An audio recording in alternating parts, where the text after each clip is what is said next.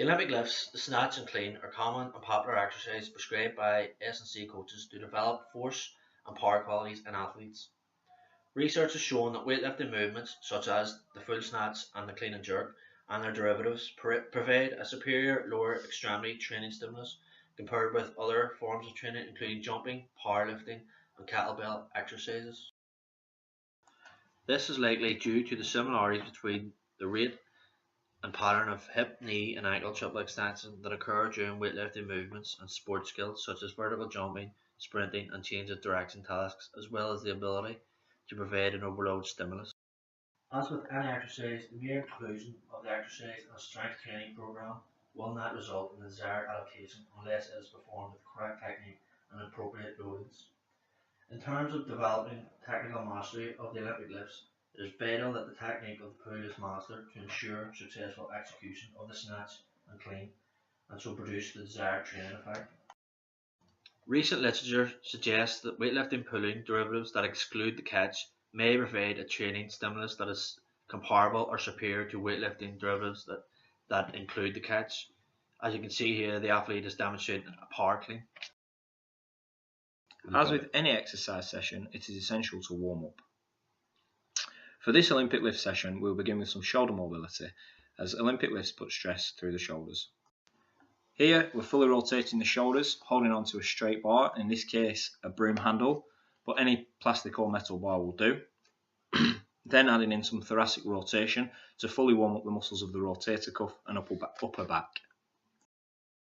If the athlete lacks mobility to use a solid bar, then a resistance band can be used in its place, following the same pattern of movement, internally, externally rotating to the fullest range of motion. Now to warm up the lower extremities. We'll begin with the knee grab to lunge. As you'll be able to see in the video, lift the knee as high as you can in towards the chest and then move down into a lunge position. This activates the muscles of the quadriceps and the glutes, as well as the hamstrings and calves. Now for the inchworm. The inchworm uses a full body and brings into play the posterior chain, as well as continuing to activate those shoulders. Beginning standing or press up position, and move the feet towards the hands, walking as shown on the video, raising the hips to the highest point possible. From this position, walk the hands forward, returning to the start position. The next exercise is a deep squat hold with some added rotation, just to continue opening up the joints. Squat down into the deepest position possible, place the fingers just under the base of the trainers, and rotate externally as seen in the video. This will increase spinal, hip and shoulder mobility. Following the squat holds, we'll complete some slam bowls. Grab a weight that's comfortable for you to lift above your head. We'll start by going into a deadlift position, raising the bowl above the head, attempting to get into that triple extension position if possible, in order to activate and potentiate those muscles. Raise the bowl above your head and throw it down to the ground in a powerful movement. Next, we're on to the Spider-Man crawl, which is really good for hip mobility. It's similar to the inchworm in terms of starting position. We start in standing or press up position, move the right foot to the right hand, walk forwards with the hands, dragging the left leg behind, and then lift the left leg to the left hand. Finally, onto the standing broad jump. This is similar to a counter movement jump, however we jump horizontally and not vertically. Swing the arms back and forth whilst moving into squat position and leap as far as you can. Complete 3 rounds of this warm-up, covering at least 5 metres for the crawling exercises and completing at least 10 repetitions of the other exercises.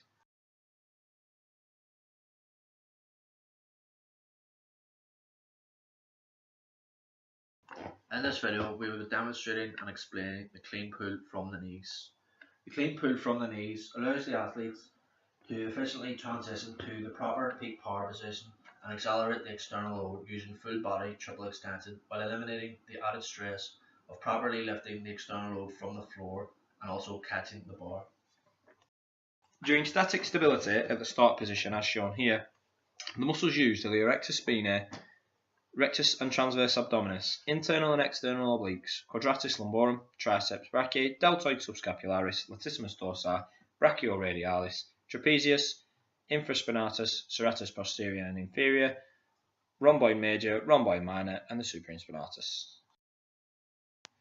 For the transition and second pull phases of the clean pull from the knee, the muscles of the upper extremities include the trapezius, the levator scapulae, rhomboid major and minor, serratus posterior superior, posterior deltoid, teres minor and major, the erector spinae group, rectus abdominis, transverse abdominis, internal and external obliques.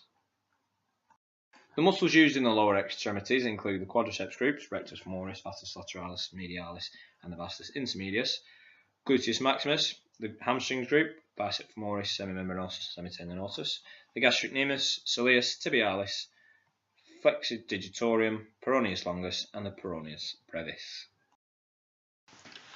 When performing the second pull, it is recommended that athletes use the hook grip to prevent grip strength being a limiting factor of performance. To perform the hook grip, place your hand over the bar as shown in the photo. Then fold your thumb under the bar, and finally fold your fingers over your thumb. These pictures demonstrate how the action would look to the athlete performing them. After taking the bar from the rack, the athlete should then flex forward at the hip while replicating a normal lordotic curve in their lumbar spine by isometrically contracting the erector spinae musculature to raise the chest. At the same time, the athlete should create and maintain a slight knee bend so that they feel a stretch in their hamstrings. The athlete's shins should be vertical and perpendicular to the floor, whereas their shoulders should be positioned ahead of the bar. After achieving the set starting position, the athlete should initiate the clean pull from the knees by engaging their hamstrings, glute, and erector spinae muscles to begin to move the bar vertically. During the transition phase of the clean pull from the knees, the athlete must transition the bar to the peak power position to maximise the force and power produced during the later second pull phase of the movement. The transition of the bar from the starting position to the peak power position is accomplished by the athlete extending their back while simultaneously moving their hips and knees forward at the same instant and tempo. At this point, the athlete should be moving into a dorsiflex position at the ankle joint. During the transition phase to the peak power position, the path of the bar should always be moving vertically up and into the body. The bar should remain as close as possible to the body without touching the thighs until reaching the peak power position. This will allow the athlete to continue to accelerate the bar without additional frictional influences to slow it down. The final phase of the clean pull from the knees begins as the athlete reaches the power position. As the athlete transitions to the power position, they should use the momentum created during this first pulling action from the knee to build up the intensity into an explosive pull. On reaching the power position, the bar should make a brushing contact with the thighs before the triple extension movement occurs. The athlete should continue to engage their erector spinae musculature and keep their elbows extended and externally rotated to prevent early bending of the elbows during the pull. At this point, the athlete should perform the triple extension movement by explosively extending their hips, knees and ankles. Simultaneously, the athlete should shrug their shoulders to maximum barbell velocity. In addition to the shrug, the athlete should be taught to slightly flex the wrists to keep the barbell close to their body. After the pull, the athlete should control the bar's descent to the mid-thigh position.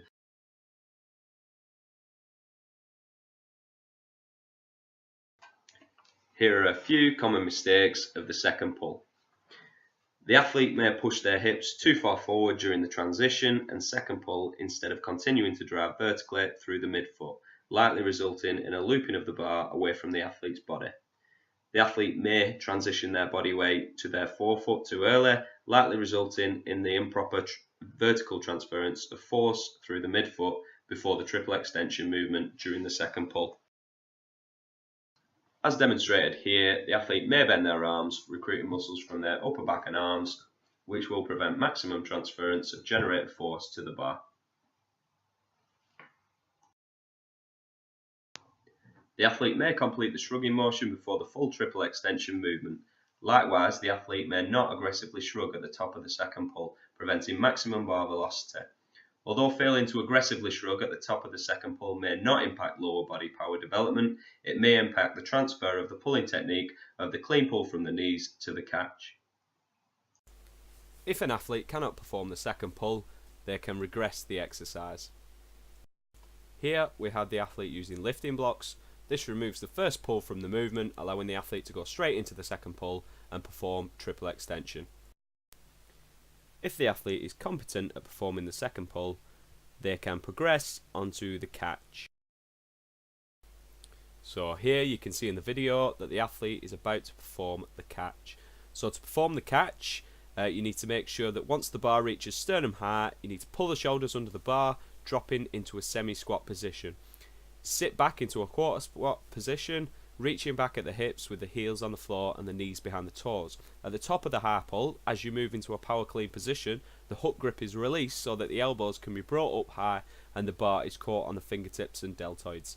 In this catch position, the head is up, the back is flat, the elbows are high and the heels are down.